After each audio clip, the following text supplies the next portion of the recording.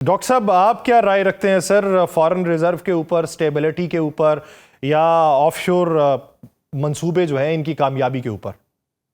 तो देखें, ये बात पाशा साहब की आगे बढ़ाते हैं। The investment to GDP ratio of Pakistan is about 13%। जिन मुल्कों ने भी दुनिया में तरक्की की है वो इन्वेस्टमेंट टू जीडीपी को 30 से 35% तक लेके गए। East Asian miracle, India, Bangladesh, किसी भी मुल्क की मिसाल ले लीजिए। So domestic investment, public sector investment, foreign investment, all play a tremendous role. इसमें बहुत सी चीजें मैटर करती हैं। हमारी रेगुलेटरी फ्रेमवर्क, हमारी टैक्सेशन का फ्रेमवर्क, हमारी जिसे कहेंगे ambience of the whole thing.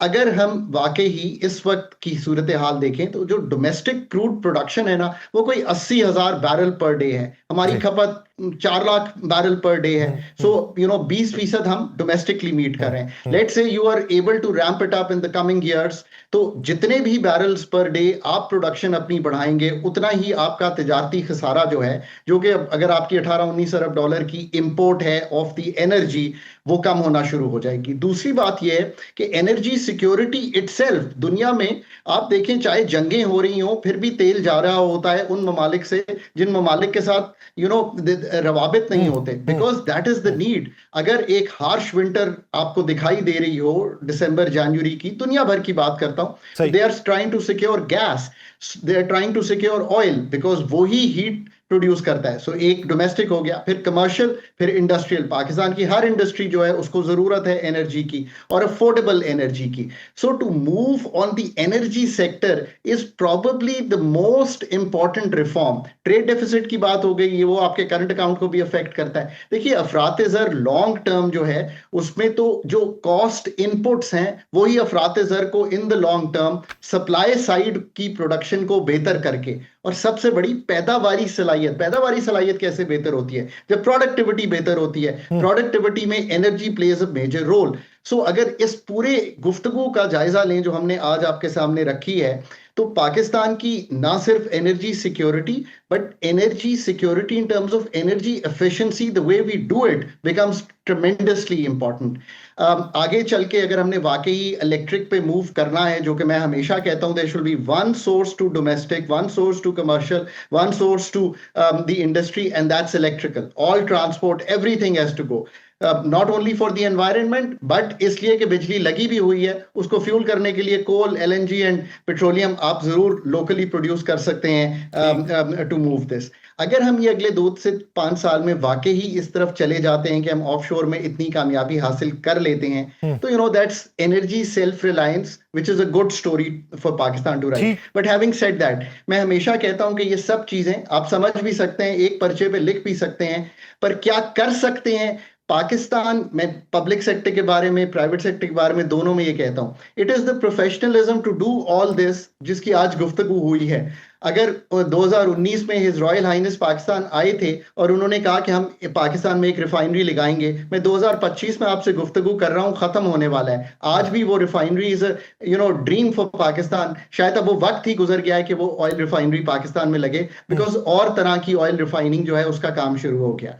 So you really think कि 5 साल आपने कहीं पे एक तरह से खो दिए हैं? That's the story we can't have in the next 5 यानी वही स्टेबिलिटी चाहिए, आपके किए गए फैसलों के ऊपर चाहिए। पाशा साहब, इसी बारे में आपसे बात करना चाहूंगा। जिस तरीके से बात कर रहे थे डॉक्टर साहब के, एनर्जी सिक्योरिटी की बात है, प्रोडक्टिविटी की बात है। अगर एनर्जी सिक्योरिटी मिल जाए तो प्रोडक्टिविटी बढ़ेगी, और फिर उसका जो इंपोर्ट है और प्रोडक्टिविटी बढ़ने का ये जो तनासुब है, इसमें किस नौइयत का इजाफा मुतवक्के है, या इसमें मुसाबिकत क्या होगी?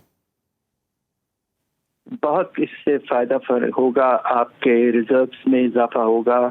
आप थोड़ा सा एक लिहाज से आप कहिए कि हम एक छोटा सा हिस्सा हमारा ओपेक के निज़ाम में चले जाएगा, और आपको तो पता है कि ओपेक के मुल्क जो हैं वो किस हद तक अमीर हैं, और उनके पास रिजर्व्स जो हैं फॉरेन एक्सचेंज के वो बेतहाशा हैं।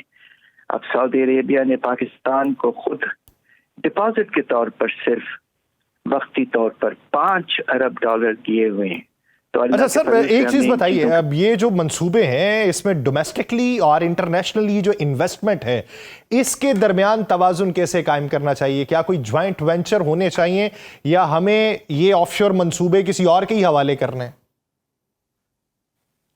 देखिए, हमारे पास पाकिस्तान में बेहतरीन इदारे मौजूद हैं गैस में और आपके ऑयल में, तेल में। हमारा सबसे अच्छा, सबसे प्रॉफिटेबल इदारा, उसका नाम है ODDC, oil and gas development corporation. हालांकि ये पब्लिक सेक्टर में है, उसके बावजूद ये बहुत ही एफिशिएंट इदारा है और हमें यकीनन अपने इंटरेस्ट को प्रिजर्व करने के लिए अगर हमें बाहर से इन्वेस्टमेंट करनी है तो पार्टनरशिप के बेसिस पर होना चाहिए। ODDC, फिर अगर आप चाहें तो स्वी गैस नॉर्थन, ये सब इदारे बहुत अच्छे हैं पाकिस्तान के, तो इनके साथ पार्टनरशिप में फॉरेन इन्वेस्टर्स आए तो डॉक्टर साहब आप क्या राय रखते हैं? हफीज़ पाशा साहब जिस तरीके से कह रहे हैं कि OGDCL का वो हवाला दे रहे हैं, मकामी कंपनीज का हवाला दे रहे हैं, पार्टनरशिप का हवाला दे रहे हैं, कौन सा मॉडल एग्जीक्यूशन में और मुल्क की जो मईशत है उसकी बेहतरी के लिए फ़ायदेमंद हो सकता है? देखिए, बड़ा क्लियर है model. It should be A risk shared model, so that risk ऐसी एक कंपनी पे ना पड़े कि वो सह ना सके। स्टेट की अच्छी कंपनीज हैं ये, दुरुस्त।